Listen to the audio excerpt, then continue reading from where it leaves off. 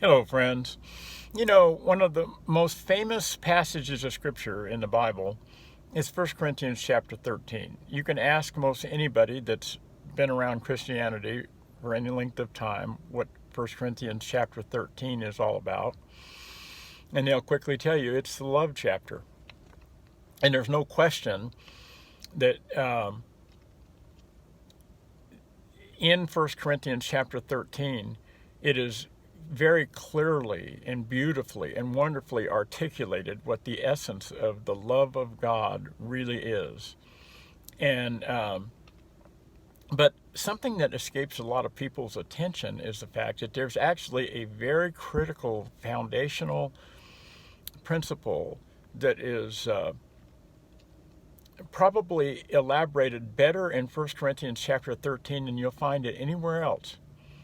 That is actually laid out before it is articulated just exactly how you define what the love of God is. Most people don't realize that the 1 Corinthians chapter 13 is probably the most significant passage of Scripture I know of anyway, that defines the essential importance of motive. You see, the whole passage starts off by saying, though I speak with the tongues of men and of angels and have not charity, I am become as sounding brass or a tinkling cymbal. Well, first of all, a sounding brass, whether it be a trumpet or a trombone or whatever, or a tinkling cymbal, they can sound very lovely. They can be very appealing to listen to, but they don't communicate anything of significance other than being interesting to listen to.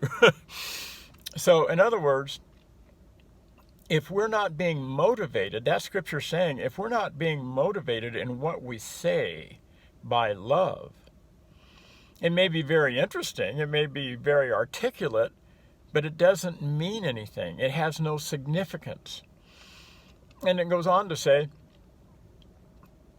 and though I have the gift of prophecy and understand all mysteries and all knowledge, and though I have all faith, so that I could remove mountains and have not charity, I am nothing.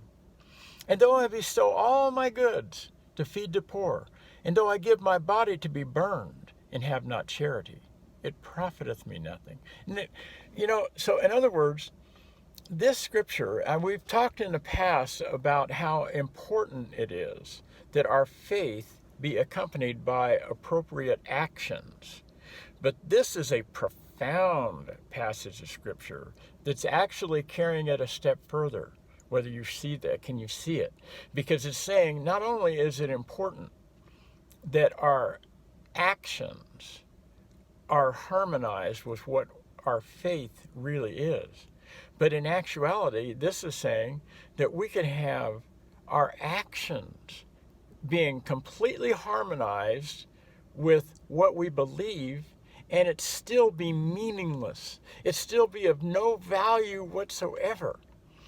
And why? Because it's not being motivated by the proper motive. So that shows you just how essential. I don't know of another passage of scripture that makes it so clear how vital it is that we be properly motivated, that we not be, if we're not motivated by love, this is saying that actually, I don't care how well we have harmonized our actions with what we believe, it's not going to be beneficial to others.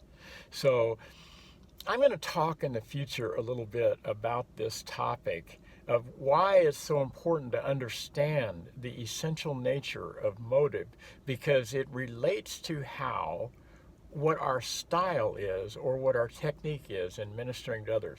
It becomes essential then to realize what is our motive when we're communicating to others. What is the motivation that we're using to try to lead others to Christ?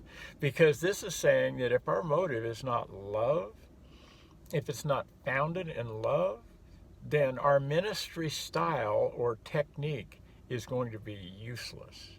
So, anyway, God bless you. I can't wait to talk about this a little bit more in the future. Have a great week.